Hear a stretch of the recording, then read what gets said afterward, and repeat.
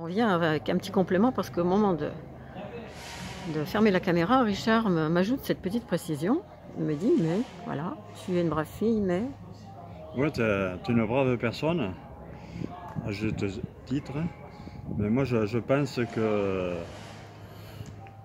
tu es trop dans le monde meilleur. Okay. Et il faut tenir compte du temps actuel.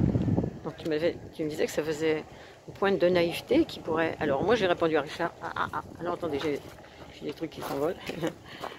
Je lui ai répondu que c'est pas de la naïveté, c'est je suis complètement consciente, on peut le laisser là, je suis complètement consciente que les gens ne sont pas forcément à la même image que moi, ils ne jouent pas forcément dans la même cour, mais c'est justement pour tenter de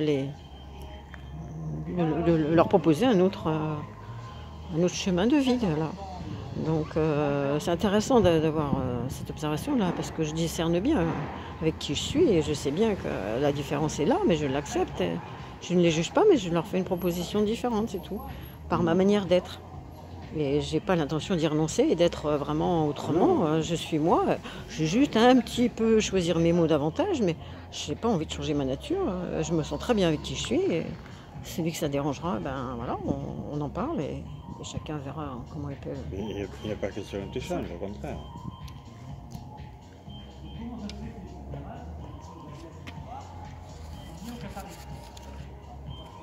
Donc moi c'est ça, je veux quand même finir par dire ça, c'est que je conscientise que plus je suis dans une confiance inaltérable en l'amour, qui est vraiment un truc inviolable, personne ne peut te le prendre, que nous sommes tous pour nous servir de l'amour, on ne sert que ça.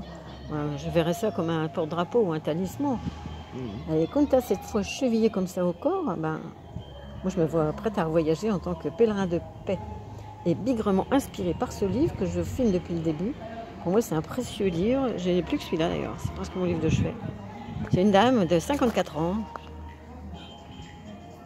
qui a sillonné la terre entière et qui ne dormait pas, qui ne mangeait pas. Bref, elle était juste porteuse de paix. Mais on le voit très bien, Richard. Ne bouge pas. Je te promets, je vois. Touche pas. Ça va bien.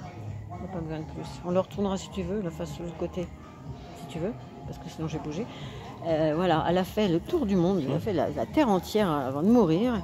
Et c'est même pas elle qui a écrit ce bouquin, figurez-vous que ce sont ses amis qui l'ont connu, post-mortem, qui ont fait ce livre. Je ne sais pas s'il est encore édité. Je l'ai trouvé parce que j'en ai parlé, quelqu'un m'en a parlé, et du coup, voilà.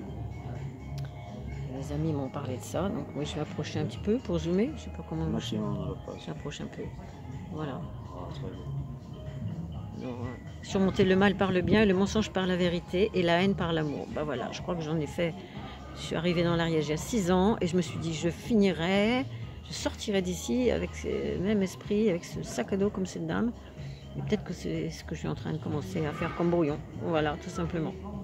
Voilà, ben écoutez, c'est important de préciser ça. Que la vie est belle, et moi que j'ai décidé de la voir toujours belle, quoi qu'il arrive dans ma vie, et personne ne m'en fera démordre. Voilà, bisous bisous, et merci de votre compréhension par ces petits bouts de racontage.